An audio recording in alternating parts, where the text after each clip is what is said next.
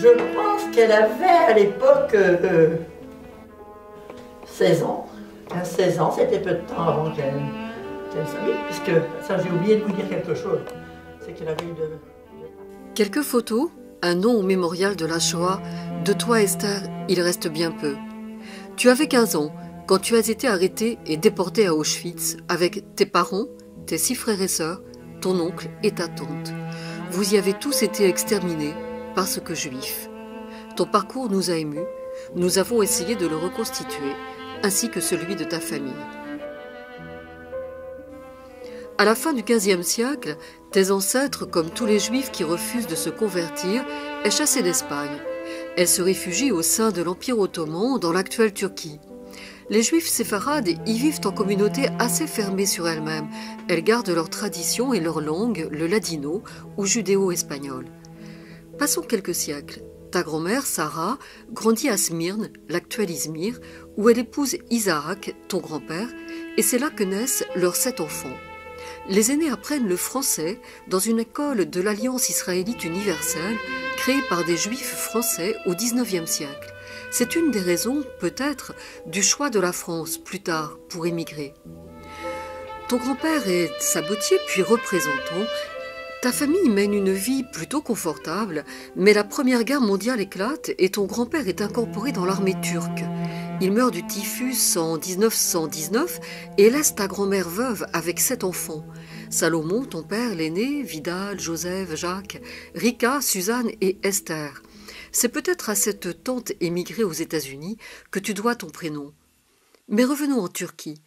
La mort de son employeur réduit ta grand-mère à la misère. Une de ses sœurs était déjà installée en France. Salomon, ton père, l'a rejoint dès 1920, suivi en 21 ou 22 du reste de la famille. Les débuts en France sont bien sûr difficiles. Peut-être vivent-ils un temps à Paris rue Sedaine. Salomon, ton père, et Vidal, ton oncle, sont vendeurs de blanc sur les marchés. Beaucoup de juifs turcs s'étaient regroupés dans le 11e arrondissement. Ils y étaient d'ailleurs si nombreux qu'on appelait ce quartier la Petite Turquie. Puis tes parents, Salomon et Louise, tentent leur chance à Lille. Et c'est dans cette ville du Nord que naissent 5 de leurs 7 enfants, Isaac en 25, Rachel, Joseph, Sarah et Jacques en 1937. Toi, Esther, c'est à Paris que tu vois le jour en 1926. Tes parents sont donc revenus y vivre 1 an ou 2 avant de repartir à Lille où tu passes ton enfance. Et puis Yvonne, la petite dernière, née en février 40 à Saint-Nazaire. Elle est déclarée sous le nom de famille de Salomon, qui est en fait le prénom de ton père, comme vous tous. Ton père et son frère Vidal sont naturalisés français. Pour ton oncle, la procédure a peut-être été simplifiée par son mariage avec Lucie, qui déjà était française.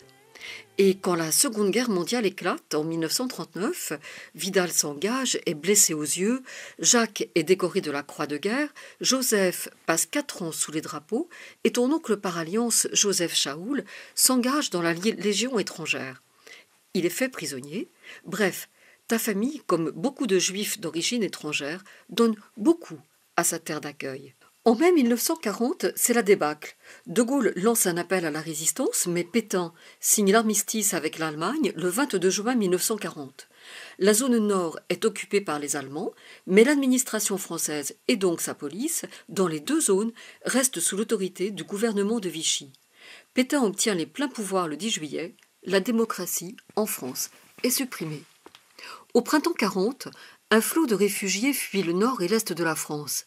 Vidal et Lucie quittent Longwy et s'installent à Pornic, où ils tiennent, peut-être, un magasin de tissus. Ton ami Rolande est catégorique sur cette activité de ton oncle. Mais si tel est le cas, cela déroge aux interdictions professionnelles imposées par l'Allemagne et Vichy.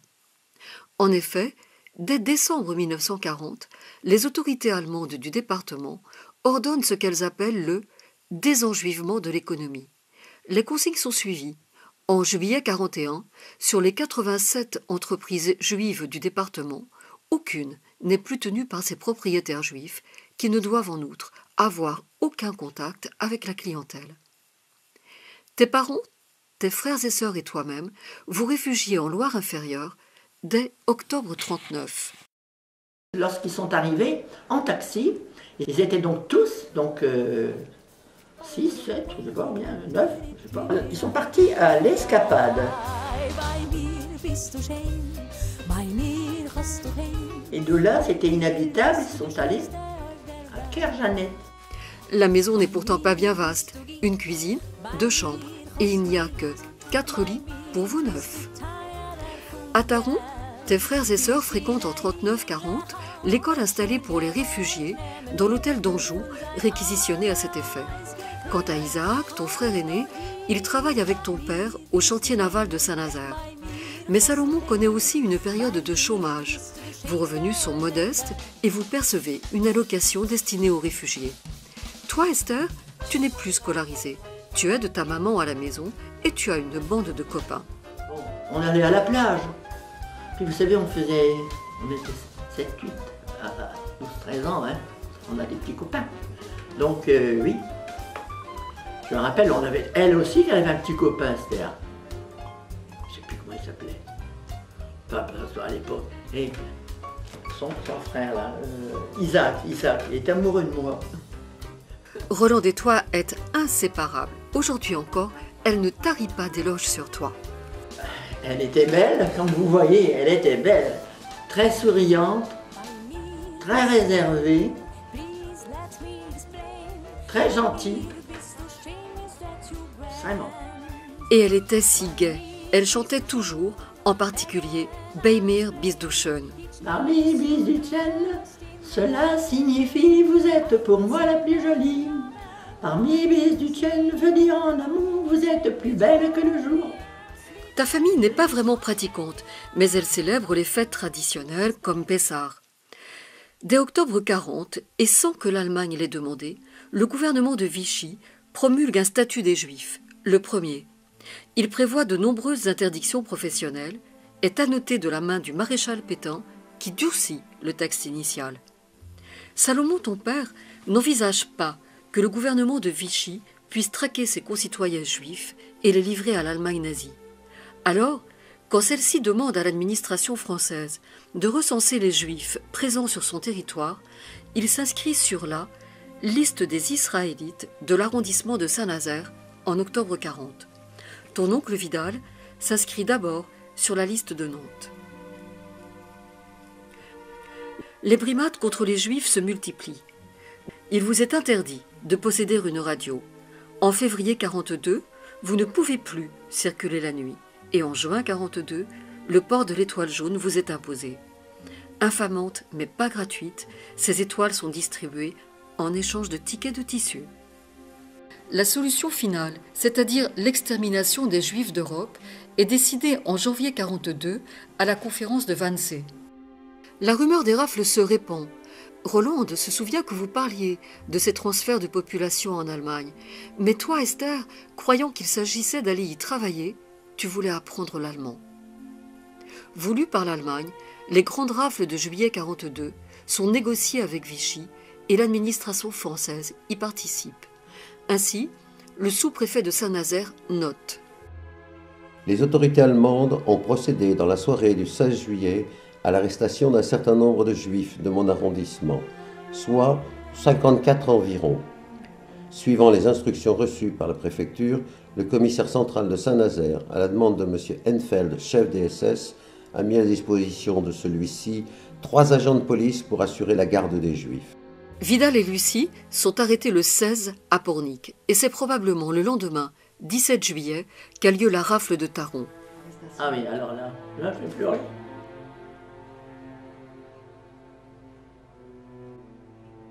Là, si. Bon, l'arrestation, c'est il est décédé maintenant. Hein. J'avais eu l'occasion de l'insulter, parce que je m'insultais. Parce qu'il pouvait faire ça. Il pouvait très bien venir. Parce que si vous voulez, je vous expliquais, on tourne au bout de la rue Floche, l'avenue Foch, mais ils ne sont pas mis là, ils se sont mis dans l'avenue Foch. Le camion des Allemands. On allait se mettre à table. Et il me dit, est-ce que Esther est là? Il aurait très bien pu faire semblant de dire, bon, camoufler Esther. Hein? Et surtout, les Allemands sont là, je vais dire qu'ils viennent repartir. J'aurais pu dire ça. C'est aussitôt après qu'on a pensé à ça. Qu'on aurait dû dire, bonjour, on aurait dû dire qu'il n'était pas là. Bon, mais on ne savait pas pourquoi aussi on l'appelait. On peut l'appeler pour autre chose. Hein. Donc je dis, oui, elle est là, bon. Et alors elle est sortie. Et moi je suis sorti, et puis tout le monde est sorti. Puis on est allé jusqu'au coin, comme ici. Le camion était là, je vois les camions, avec les Allemands, fusils. Hein. Et alors, je vois le père, la mère, les enfants. Tout le monde était là. Je leur dis quoi? Ils sont allés vous chercher à Saint-Nazaire, moi je me rebelle. Ils sont allés vous chercher à Saint-Nazaire. Parce que le père travaillait avec Isaac à Saint-Nazaire. Donc c'était en semaine. Hein. Alors oui, ils ont dit oui. Mais pour eux, ils partaient travailler. Hein. Mais enfin, quand on va travailler, on ne prend pas les enfants. Hein. Mais enfin, mais je ne sais pas, on ne peut pas s'imaginer. Tous les juifs de nationalité française de mon arrondissement ont été arrêtés en juillet dernier. En août, ta grand-mère adresse au préfet de Paris une lettre où elle fait appel au bon cœur de celui-ci. Elle le supplie d'être clément à une pauvre vieille maman très inquiète sur le sort de ses enfants. Elle rappelle les états de service de ses fils dans l'armée française, évoque le fait que les rafles devaient épargner les juifs français, en vain. Pourtant, le commissaire d'Angers savait, lui, dès le 20 juillet, que vous alliez être envoyé en Allemagne.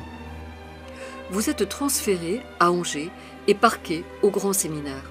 Transitez-vous par Nantes? Il est probable que vous soyez d'abord passé par la caserne Richemont. Vous arrivez en gare d'Angers-Saint-Lô le 18 juillet. 3 trains débarquent entre 13h et 22h30, 638 personnes, en provenance du Grand Ouest, auxquels s'ajoutent les Juifs arrêtés en Anjou. Au séminaire, on vous dépouille de vos biens, on confisque vos papiers. Une note manuscrite comptabilise les pièces d'identité des Israélites français retirées aux intéressés. Il y en a 131. Parmi elles, celle de ton oncle, ta tante, ton frère aîné. Tes jeunes frères et sœurs n'apparaissent pas sur cette liste, ta maman non plus. Mais peut-être avez-vous dès lors été séparés. En effet, le rapport du commissaire central d'Angers indique: Les enfants des Israélites arrêtés ont été confiés provisoirement à des personnes désignées par les autorités allemandes. Tes 5 jeunes frères et sœurs font-ils partie de ces enfants? Rachel fait parvenir à Taron un message. Rachel qui a écrit envoyez-nous à manger, nous avons très faim et nous sommes séparés des parents. On n'a plus une nouvelle. On les retrouve en septembre, à Drancy, avec leur mère. Du Grand Séminaire, Lucie et Vidal, Isaac et toi êtes transférés à la gare. Le toujours zélé commissaire central en fait un rapport précis. Hier, 20 juillet, a eu lieu, à partir de 12h, le transfèrement des Israélites qui avaient été rassemblés au Grand Séminaire vers le quai de la gare du Maroc. Plusieurs femmes se sont évanouies sur le quai et dans des wagons, et quelques autres ont tenté de s'enfuir. Le convoi a quitté la gare d'Angers-Saint-Lô vers 21h30. Il serait accompagné d'une escorte de feldgendarmes jusqu'à Trèves en Allemagne. Par ailleurs, au cours de la nuit du 19 au 20, un des Israélites internés au Grand Séminaire a tenté de s'enfuir et est tombé dans la cour, se blessant grièvement. On ignore son identité et le lieu où il a été transporté. Serge Klarsfeld indique que le convoi numéro 8 s'est arrêté dans la région d'Orléans, déposé des enfants internés au camp de Lalande à Mont. Probablement est-ce le cas de tes frères et sœurs. Ton père était sur la liste de ce convoi numéro 8, mais son nom en a été rayé et on perd ici sa trace. Sur les 824 juifs déportés de ce transport, il reste, en 1945, 20 survivants. Aucun des membres de ta famille n'en fait partie. Henri Borland était le plus jeune des rescapés. Il avait ton âge. Dans son récit de déportation, « Merci d'avoir survécu », il décrit les conditions du voyage. Nous avons été embarqués dans des wagons à bestiaux, 60 à 80 hommes par wagon, portes et fenêtres hermétiquement closes, sans ravitaillement, sans eau et sous une forte chaleur. On ne pouvait ni s'allonger ni s'asseoir. On était encastrés les uns dans les autres. Dans un coin, on nous a montré un récipient pour faire nos besoins. Cela a duré 3 jours et 3 nuits. Ça a débordé. C'était insupportable. On nous arrêtait parce que juifs. Nous étions coupables d'être juifs. On avait peur. Vous arrivez à Birkenau le 23 juillet, vers 4 heures de l'après-midi. Le train s'arrête avant l'entrée du camp. Il n'y avait pas de gare, il n'y avait pas de quai. C'était comme si le train s'était arrêté dans un champ. L'arrivée, c'était l'enfer. Les gens étaient ankylosés, ils tombaient les uns sur les autres. Il y avait une mise en scène pour nous effrayer. Et puis la sélection. Un officier SS faisait le tri. Il manque 23 personnes. Elles ont péri dans le transport ou ont été tuées à l'arrivée. Pendant l'été 42, les nazis ont besoin de main-d'œuvre pour les travaux d'agrandissement du camp. Tu en fais partie, mais ne survivras que peu, à la fin et au mauvais traitement. Le certificat de décès, établi par les responsables d'Auschwitz, indique le 3 septembre 42 comme date de ta disparition. Les 2/3 des détenus du camp, parmi celles qui n'allaient pas directement à la chambre à gaz, mouraient dans les 7 premières semaines. Ce fut ton cas. Tu es donc déjà morte quand le convoi numéro 34 quitte la gare du Bourget-Drancy en direction d'Auschwitz-Birkenau le 18 septembre 1942. Le train emmène 1000 juifs à son bord. Parmi eux, ta maman et tes 5 jeunes frères et sœurs. Serge Klarsfeld dresse le sombre bilan. À l'arrivée du convoi à Auschwitz, le 20 septembre, 31 hommes furent gardés en vie. Les Allemands sélectionnent 221 femmes pour le travail. Le reste du convoi fut immédiatement gazé. Ta maman, tes frères et sœurs en faisaient assurément partie. On comptait en 1945 seulement 21 survivants de ce convoi. À Auschwitz-Birkenau, près d'1 million de juifs et 21 000 tziganes ont été assassinés pour des raisons raciales. 100 000 prisonniers de diverses nationalités le furent pour des raisons politiques. Au total, entre 5 100 000 et 6 millions de juifs ont été exterminés en Europe, victimes de l'antisémitisme nazi. Des 11 personnes de ta famille, raflées à Pornic et Taro, aucune n'est sortie vivante d'Auschwitz. L'oubli est une seconde mort. Nous avons juste voulu vous faire émerger, un peu, du néant où les nazis ont voulu vous plonger. Moi, ça ne me quitte pas, vous savez. Je les vois dans ce camp, je vois tout ça, je vois Esther, connaissant Esther, la mère et tout ça.